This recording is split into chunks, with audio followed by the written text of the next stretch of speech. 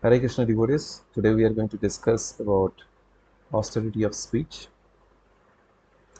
In our day-to-day life, we speak as we feel like, which is natural. But what happens, often we miss out on the point that how it will be perceived, how it will be taken by others. And in Bhagavad Gita, it is highly recommended that we should maintain austerity of speech while speaking because we want our speech to be effective, right? And it should be well taken. It should not be taken otherwise.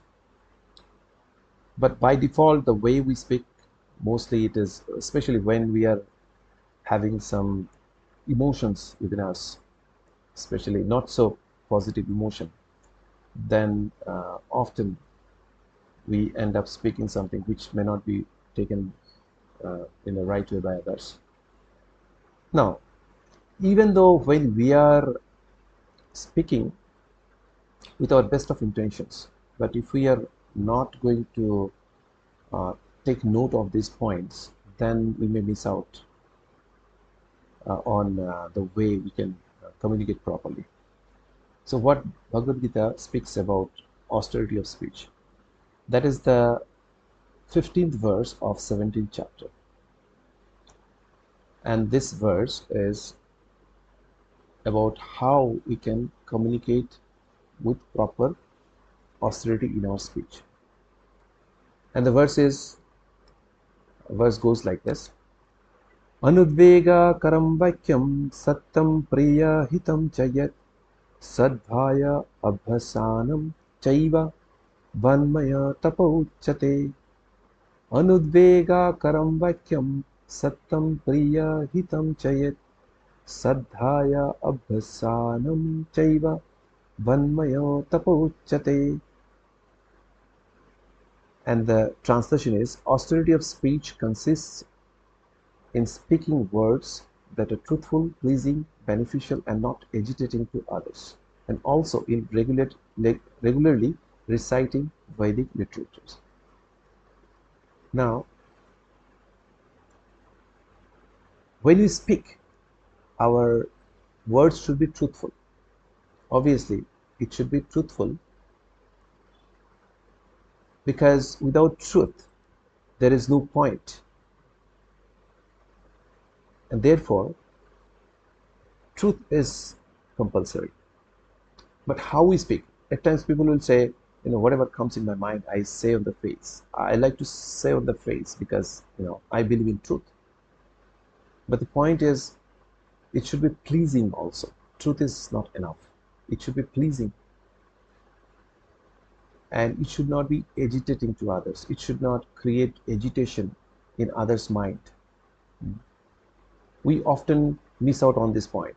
We like to feel like that let's pinch upon the feeling of that person so that that person really understands what I want to say. Now, that's a different kind of conversation when we talk about a spiritual master or a teacher is speaking to a student. That's a different conversation.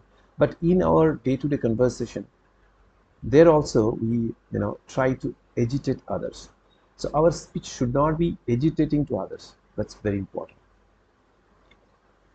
So it should be truthful, it should be pleasing, it should not be agitating. But what about some speech which is truthful, pleasing, not agitating, but it's not beneficial to others? There is no benefit of hearing whatever we are saying. So that is very important. It should be beneficial also. Now, let's say we are not able to maintain the austerity in our speech. Then what to do? Then the recommendation is we should regularly recite Vedic literature, because Vedic literature would give us the Shastra Chakshu, or the eyes of scripture.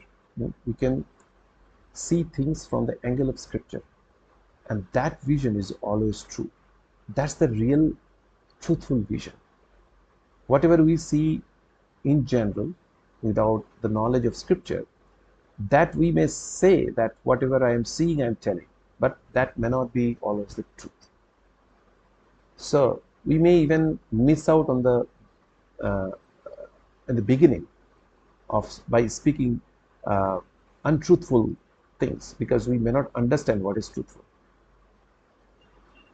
So to make it truthful, we need to know Vedic literature. So therefore we should recite and study Vedic literature, and then automatically we'll achieve austerity in our speech. Also, we'll come to know what is beneficial to others. For example, if we speak on the platform of body, then definitely it is not beneficial. Real benefit comes when we talk from the platform of soul. So therefore, it is very important we speak from the platform of soul. And obviously it should be pleasing, and it should be not agitating to others. Because if it is agitating, then the person may back off. Then the purpose of communication may be defeated. And we don't want that. We want our voice to be heard. We want to communicate properly. So therefore, these aspects of austerity of speech is very important while we communicate with others. So I hope that is clear for now. Thank you for your time. Hare Krishna. Srila Prabhupada ki jai.